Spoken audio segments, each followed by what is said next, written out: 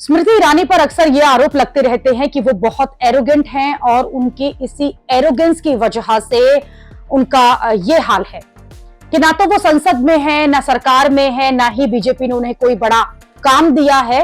इसके बावजूद भी स्मृति ईरानी के जो बड़े बड़े दावे हैं उनमें कोई कमी नहीं आई है।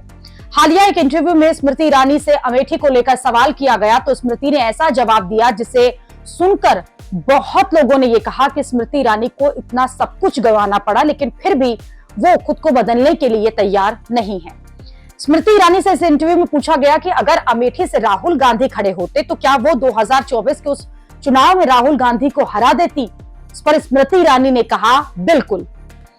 इसलिए राहुल गांधी ने अमेठी से चुनाव नहीं लड़ा, लेकिन स्मृति ईरानी के ऐसे जवाब पर लोगों ने कहा कि स्मृति ने अमेठी में 2024 की हार से कोई सबक नहीं लिया है।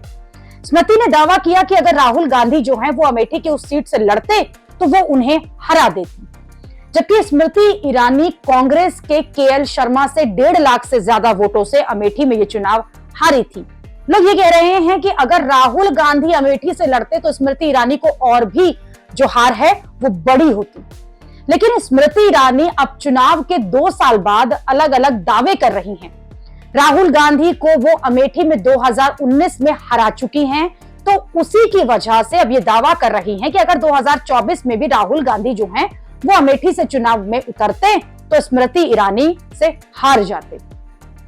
राहुल गांधी अमेठी से नहीं बल्कि रायबरेली सीट से अपना चुनाव लड़े थे, क्योंकि रायबरेली की परंपरागत सीट पर सोनिया गांधी जो है वो वहां चुनाव नहीं लड़ रही थी। ऐसे में राहुल गांधी अमेठी छोड़कर रायबरेली की सीट पर गए।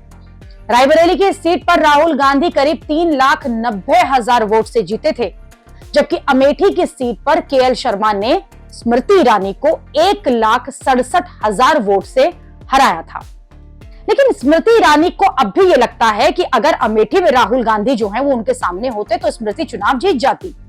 लेकिन जब स्मृति ईरानी से यह पूछा गया कि क्या अगली बार वो अमेठी से चुनाव लड़ेंगी, क्या 2029 में अमेठी में फिर स्मृति ईरानी जो है वो दिखेंगी, तो इस पर स्मृति ईरानी ने सीधा जवाब ही नहीं दिया।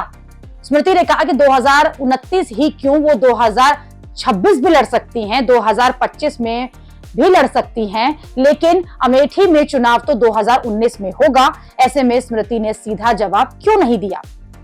सवाल यह भी है कि क्या अमेठी में अगली बार स्मृति ईरानी को बीजेपी टिकट देगी या नहीं, क्योंकि फिलहाल सियासी स्थिति में स्मृति ईरानी जो है वो बीजेपी में हाशिए पर दिख रही हैं। उनके पास कोई बड़ी जिम्मेदारी नहीं है, वो सीरियल की दुनिया में वापस चली गई हैं, लेकिन साथ साथ ये भी कह रही हैं कि राजनीति जो है वो उन्होंने छोड़ी नहीं है। 49 साल की उम्र में कोई रिटायर नहीं होता, लेकिन स्मृति ईरानी अब किस तरह से राजनीति करेंगी जब उन्हें कोई बड़ा मौका जो है वो नहीं मिल रहा है, ये बड़ा सवाल है।